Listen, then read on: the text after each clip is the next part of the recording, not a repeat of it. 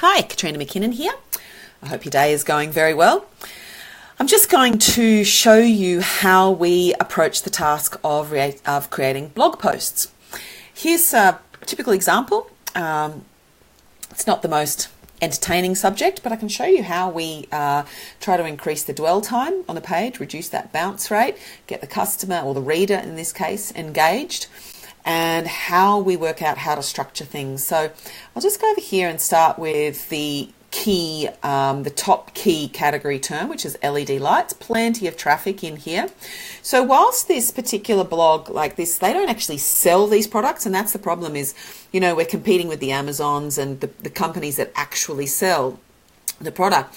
There's still enough traffic in these questions in order for us to attract some traffic and then to pass it over to this client's particular type of service model. But so what we would do in this case is we would have a look at these questions and then start to write around them. So there's a lot of keyword difficulty in this one, but there's okay volume in it, especially if there's enough clicks. And the return rate is reasonable as well. And so what our strategy as well is, of course, is that we don't just write one article and pray that it's going to, you know, write the best article and get it to the top. We've found in our experience that if we write 10, 20, 30 articles around this same topic, publish them every couple of weeks, over the course of time, it creates a keyword cluster. One of the articles or 2 or 3 of the articles in the batch is normally a massive success with Google. So we never really quite know which one is going to be that massive success. Sometimes you will see this as well. They'll drop in and out of the index as Google tests reactions from people to the article, but generally one of them will hit. We obviously try to keep the, we don't do this so much nowadays, but we would try to keep the URL very tight. And then this featured image is very deliberately constructed because it will often take the thumbnail position and a featured snippet in the Google SERP. So the text is very deliberately Helvetica. It's very big so that when it's shrunk down in the SERPs into that small thumbnail position, it's still really readable, which often allows us to hijack that SERP position. If we haven't got it for the text, then we can often get it for the image thumbnail. So here's the heading, the H1 there. Of course, we link through to other articles just to create that whole keyword cluster, create that silo. Here's why they're a must-have. LEDs are cheaper. Now we go into, we're hoping through these subheadings, you can see through these subheadings that we're trying to get into the list aspect of the featured snippet. So how do LED lights work? LEDs are compact in size. Light bulbs have zero toxic elements, etc. It's a slightly different type of content because, of course, we can't just copy a competitor and hope to take their spot. It's hard to get rid of those incumbents, so we try to go for a slightly different angle. We customize graphics, so we'll often find something useful on the internet that we can customize for the client or create something quite new. But we found that these types of graphics, you know, when we really do illustrations instead of just a, you know, rubbish sort of, well, not rubbish, stock photos have their place, but there are so many stock photos and it's a really lazy way to do, I think it's a lazy way to do content creation. So we try to mix it up in all our blog articles to have a range of icons, illustrations, stock photos, informative diagrams, all of that sort of stuff, informative photos, all of that sort of thing. So we'll also go out to authority sources, other people who also blog on the topics or who are sellers of the product, although we try not to go through to the sellers too much. This sort of thing is very typical of what we'll do in blog articles. We try to create opportunities for tables because we know that Google loves data in a table and ranks it, you know, we don't know, but we're having a guess because every time we do this, it does give us a little boost.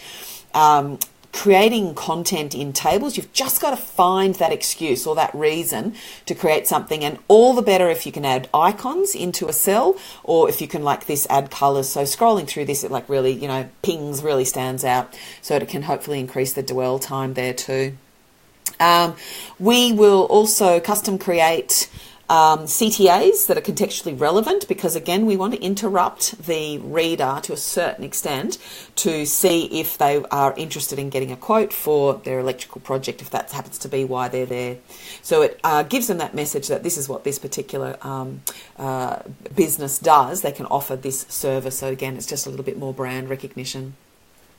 That's the other thing that we do, I think that's quite different to others, is we brand absolutely every single visual asset we possibly can. And I'll show you some more examples in another screencast. But I think there's an incredible opportunity to start branding all the visual assets that you ever create to get that logo out there. We had a client who Google contacted and actually said, Google wanted to scrape all the logos from this client's directory.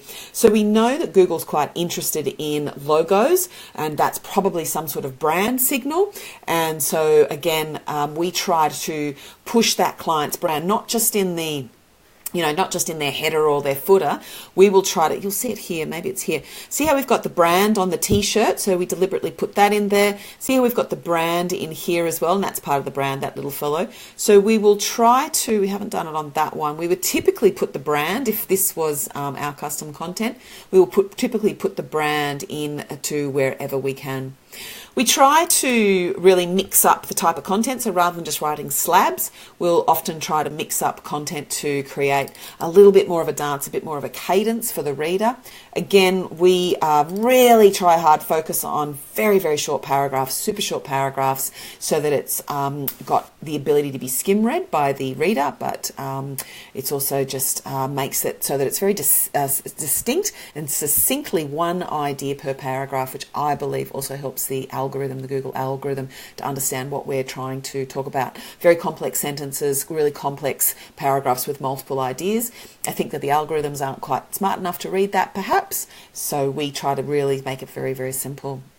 How can I install LED lights? You can sort of see that we're going for the SERPs there. And of course, always we try to add in numbers and dollar values as well, because we know that Google likes numbers like that. It gives it a bit of a more basis in the real world. And then another very simple CTA at the end, author profile, so that you can eventually build up the knowledge panel opportunity over there as well. So that's how we create a pretty typical blog post. That's just a little bit of a breakdown that perhaps you can use in your own work. Bye.